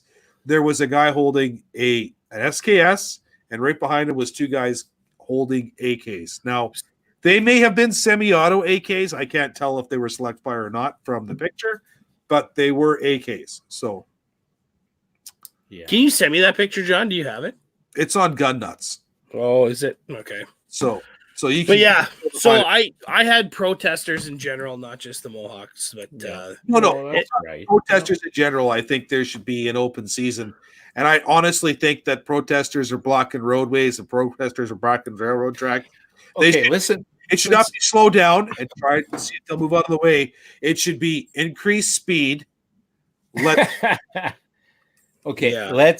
bring this back just a bit. And one of the fundamental principles of our Canadian Constitution is that you do have the right to protest, the right to freedom of speech and all that kind of stuff. It's intertwined. It's all the same goddamn, Sure. It ties in. Go ahead and protest. The minute you impede or how do I say? They've shut down Canadian economy at this point, right? Well, listen, the minute you affect someone else's life, your protest needs to be at least peeled back. You go ahead and squawk all you fucking want. Waste your fucking life on bitching about shit. If you think you can survive doing that kind of stuff, but the minute you affect someone else's life, it's just like those JWs coming to your door. You go ahead and believe whatever you like, but if you try and influence me, you can go fuck yourself. Same thing with those protesters. Yeah.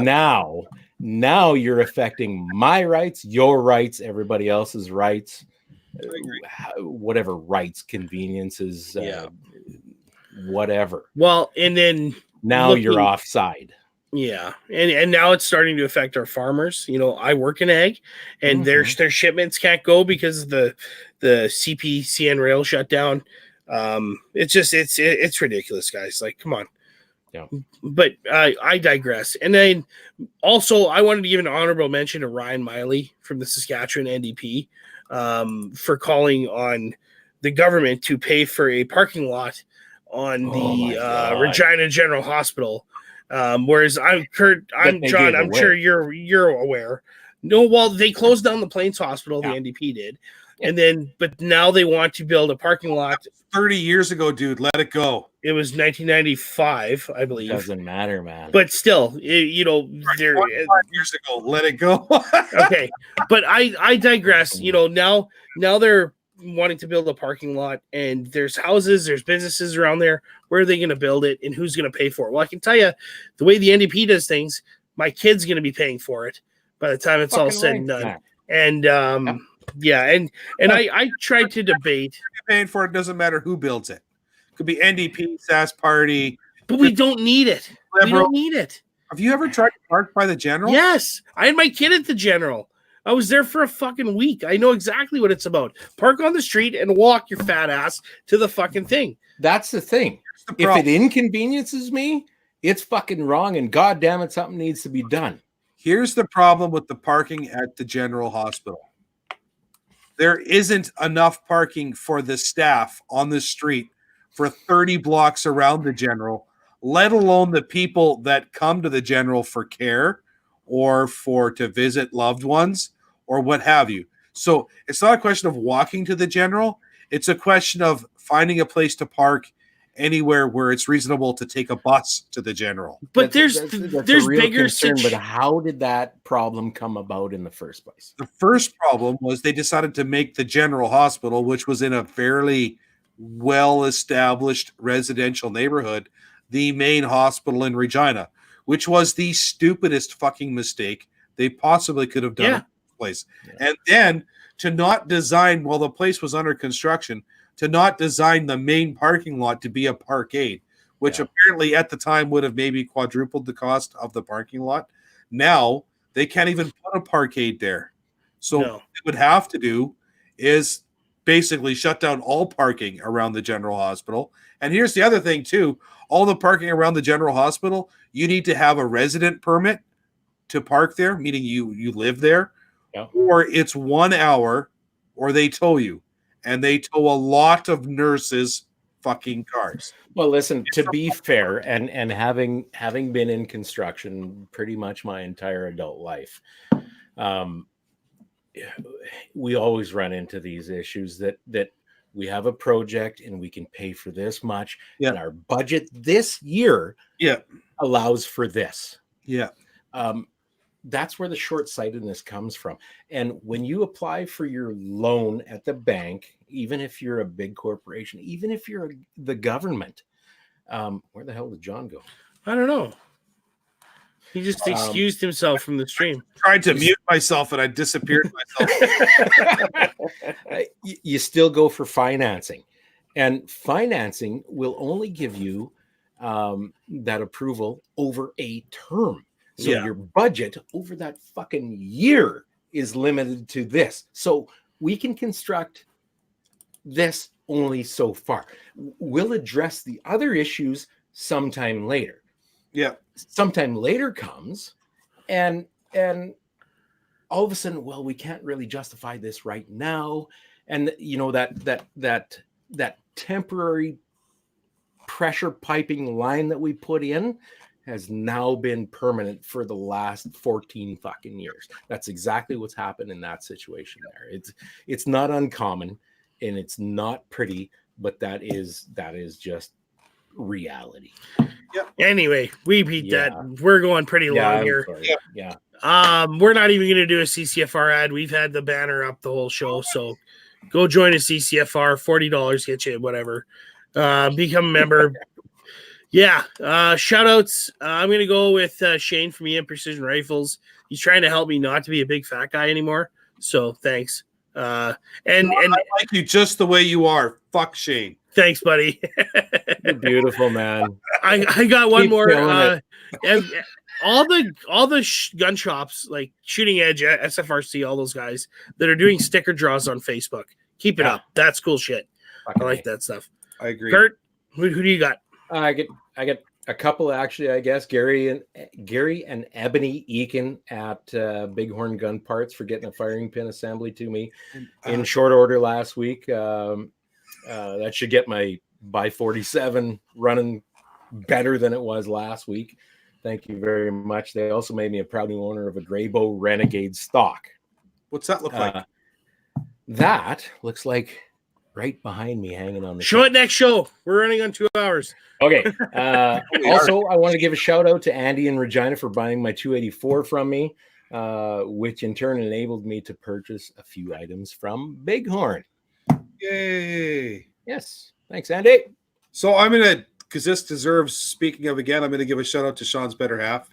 Yay! Thanks, Sarah. Sarah for sewing up those slings, and she's gonna sew up more slings. Seamstress Sarah. Shout out to Bob's wife, another guy at the club. His wife is going to do some embroidery on those slings. Shout out to Ragnarok Tactical for having tacos. And apparently, you can use the term discount code Patriot at Ragnarok Tactical. Oh my god, man! 10% off. Yeah, I think. John, Sarah, let's say hi. No, I don't. Come here and say hi. Hi, Sarah. Hey, Sarah. This is my better half. On the Facebook. Hi, Sarah. Anyway, big shout out to Danny Joe for letting us use his music for the show. It's got me a gun, my very first real gun. Got me a man bun. Got me a man bun. All right, folks. Man Stay deadly. Never cry shit, wolf. Keep your stick on the ice. That's right. Your dick out of your left hand in your right hand for some reason. Oh man. Sometimes you have to pump twice and miss a stroke, but still. Listen, put it in somebody else's hands, and you'll be all right. Yeah, shake it twice. If it's 3 times, it's pleasure yourself. That's the point. That's Got the it. point. Beat it. It's Beat it, nerds. Okay, bye.